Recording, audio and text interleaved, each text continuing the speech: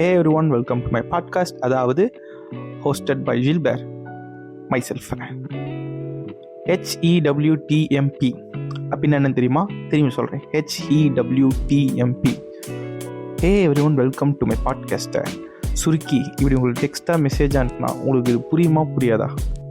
ஆமாம், இன்றைக்கி நம்ம எதை பற்றி பேச போகிறோன்னா the abbreviations used in text message. ஏன் அப்படின்னு பார்த்தோன்னா, இதில் நல்ல ஃப்ளூவெண்ட்டாக இல்லை ரொம்ப இன்டெலிஜென்ட்டாக இருக்கிறவங்களுக்குலாம் நிறைய மெசேஜ் அதெல்லாம் வரும். அதனால் அப்பேற்பட்டவங்களுக்கு எல்லாருக்குமே ஒரு வார்த்தையாக ரிப்ளை பண்ண முடிய டைம் பத்தாததுனால எல்லாம் மொத்த சென்டென்ஸையும் 2 லெட்ரு 3 லெட்ரு அப்படி சொல்லிக்கிடுவாங்க. இந்த நாலேஜ் நம்மளுக்கு கிடையாதுன்ற ஒரு அறிவு எனக்கு எப்போ வந்ததுன்னா, ஒரு குறிப்பிட்ட கேரக்டருக்கு நான் குட் மார்னிங்னு எதுக்கோ மெசேஜ் அனுப்புகிறேன். அதுக்கு அவங்க ஜிஎம்னாங்க. அதுக்கப்புறம் நான் ஏதோ ஒன்று சொன்னேன். அதுக்கப்புறம் கடைசியாக அவங்க ரிப்ளை பண்ணாங்க ஹேண்டு அப்படின்ட்டு. ஹேண்டா? அதனால் சம்மந்தமே இல்லாமல் ஹேண்டு அப்படின்ட்டு. அப்புறம் யோசித்து பார்த்தேன், சரி நம்ம குட் மார்னிங் மெசேஜ் அனுப்பணும்.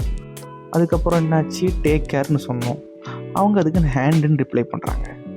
அப்போது குட் மார்னிங்க்கு டேக் கேர் சொந்தக்காரங்கன்னா அதேமாரி அவங்க கொடுத்த குட் மார்னிங்கோட சொந்தக்காரங்களாம் இது இருக்கணும்னு யோசித்து பார்க்கும்போது அவங்க ஜிஎம்மோட சொந்தக்காரங்க என்னென்னா ஹேவ் அ நைஸ் டேவை சுருக்கி ஹேண்டுன்னு மெசேஜ் அனுப்பிக்கிறாங்க.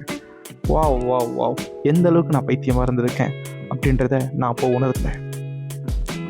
ஹேண்டு மட்டும் இல்லை, இப்போது டெக்ஸ்ட் மெசேஜில் எல்லாருமே GM, GN, ASAP, LOL, BFF, BTW, IDK, OMG அப்படின்னு சொல்லிட்டு நிறைய விஷயத்துக்கு அவங்க எல்லாமே அப்ரிவியேஷனாக போட்டு அவங்க டைமை பயங்கரமாக சேவ் பண்ணுறாங்க. இப்போ நான் சொன்னதில்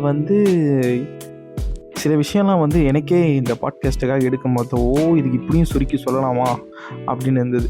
டெக்ஸ்ட் மெசேஜில் எனக்கு பெரிய கோவம். டெக்ஸ்ட் மெசேஜில் வாட்ஸ்அப் மெசேஜ் இல்லை இந்த சோஷியல் மீடியா மெசேஜெல்லாம் எனக்கு பெரிய கோவம்லாம் இருந்தது கிடையாது.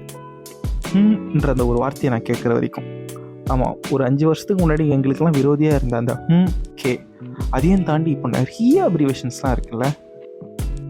அதனாலேயோ என்னமோ என்ன மாதிரி சில ஆளுங்கள்லாம் இந்தமாதிரி ஷார்ட் ஃபார்ம்லேயே ரிப்ளை பண்ணுறவங்க கிட்டலாம் பேசுகிறது டைரெக்டாக ஒரு ஃபோன் பண்ணி பேசுகிறோம், இல்லைனா கம்மியாக பேசுவோம். ஸோ எனக்கு அதுக்கு என்ன அர்த்தம் அப்படின்னு யாருக்காவது தெரிஞ்சதுன்னா, என் மெயில் அட்ரஸ் emtio31123@gmail.com. இந்த இமெயில் அட்ரஸுக்கு அப்படின்னா என்ன அர்த்தம்? நான் ஆமாவா இல்லைனா பார்க்கலாமா இந்த மாதிரி அதையும் தாண்டி ஏன் சிலர்லாம் ஒரு கேள்வி கேட்குறதுக்கு எஸ்ன்னா பதிலாக இருக்கணும், கிடையாது. இதுக்காக நான் ஒரு வாரண்டை கூட பண்ணுவேன். சொல்லாதீங்க ப்ளீஸ். அது ரொம்ப மனசு கஷ்டமான விஷயம். அதை விட இன்னொரு மனசில் ரொம்ப பாதித்த ஒரு விஷயம் என்னென்னா, எந்த அளவுக்குலாம் நம்மளை சுற்றி ரொம்ப பிஸியான ஆளுங்க இருக்காங்க அப்படின்னா, HPO இல்லை, HPD எமர்ஜென்சி கிடையாது, HBD ஹாப்பி பர்த்டே. ஒரு மனுஷனுக்கு நீ இந்த சிறுப்பால் அடிடா பிறந்தநாள் அதுமா இந்த 3 லெட்டர்லாம் உன்னால் ரிப்ளை பண்ண முடிஞ்ச பெரிய பொறுப்பாக இருக்கிறனா நீ இந்த மெசேஜே நீ அனுப்ப தேவையில்லையே. அதுலேயும் ஒரு பெருமையாக போய் ஃபேஸ்புக் ஸ்டேட்டஸில் HBD மச்சி, HBD ஃப்ரெண்டு, HBD பெஸ்டி அப்படி போட்டு, சரி இது இன்ஸ்டாகிராம் இதெல்லாம் ஓகே, ஆனால் நீ மெசேஜே ஒரே ஒரு மெசேஜ் சிம்பிளாக. இப்போ நம்ம வயலெல்லாம் இருக்கானுங்க, சிலர்லாம் பெருசாக மெசேஜ் அனுப்புவாங்க பர்த்டேக்கு. என் அருமை நண்பனுக்கு பிறந்தநாள் நல்வாழ்த்துக்கள், இந்த பிறந்தநாள் உனக்கு இனிய பிறந்தநாளாக இருக்க எனது வாழ்த்துக்கள், நீ எல்லாம் நலன்களும் பெற்று அப்படியே புள்ளக்குட்டியெல்லாம் பெற்று 16 செல்வங்களையும் பெற்று நன்றாக இருக்க வேண்டும் என்று ஆசீர்வதிக்கிறேன் அப்படின்னு அவன் மெசேஜ் அனுப்பான். அவனுக்கு TK இல்லை வெறும் கே அப்படின்னு ரிப்ளை பண்ணுவான். ஏதாவது ஒரு பிடிச்ச கேரக்டரு அது மட்டும் HBD அப்படின்னா இவர் ரிப்ளை பண்ணுவான், ஐயோ தேங்க்யூ வெரி மச், நீங்கள் மெசேஜ் எனக்கு எதிர்பார்க்கவே இல்லை, it's very very amazing birthday for me, you made my day அப்படின்னு சொல்லிட்டு நம்ம வழி கூட ஆளுங்களும் இங்கே இருக்க தான் செய்கிறாங்க.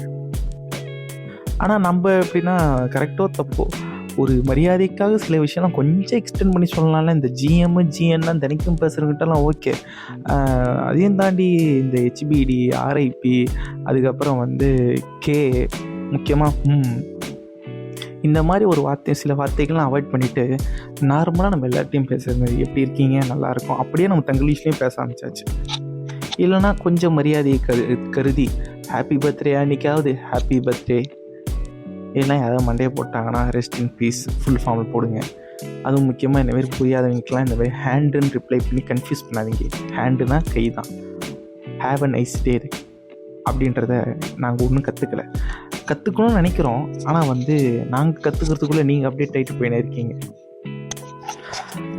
இருந்தாலும் இந்த மாதிரி டைம் சேவ் பண்ணுறதுக்குலாம் டைம் ரொம்ப முக்கியமான விஷயம். வாழ்க்கையில் டைம் போயிடுச்சுன்னா திரும்பி வராது. அந்தமாரி நிறைய பிஸியாக இருக்கிற ஆளுங்க உங்கள் வாழ்க்கையில் இருக்காங்க அப்படின்னா அவங்கள நினச்சி நீங்கள் பெருமைப்படுங்க. நாலு பின்ன இவங்க இவ்வளோ டைம் சேவ் பண்ணி ஒரு பெரிய ஆளாக வந்திருக்காங்க அப்படின்னா அவங்க கஷ்டப்பட்டு சுருக்கின இந்த அப்ரிவேஷன்ஸ், இந்த கே, ஜிஎன், ஓஎம்ஜி, அப்புறம் அது ஐடிகே, அந்த மாதிரி அவங்க சேவ் பண்ண டைம் தான் ஒன் ஆஃப் த ரீசன் அப்படின்னு சொல்லிட்டு அவங்களோட வளர்ச்சிக்கு நாமளும் ஒன் ஆஃப் த ரீசன் அப்படின்னு ஒரு நம்பிக்கையோட இந்த பாட்காஸ்ட்டை முடிக்கிறேன். டிகே டிசி ஹெச்ஏஎன்டி அப்படிலாம் சொல்லாமல் thank you for listening and take care and have a nice day. காலைல கேட்டிங்கன்னா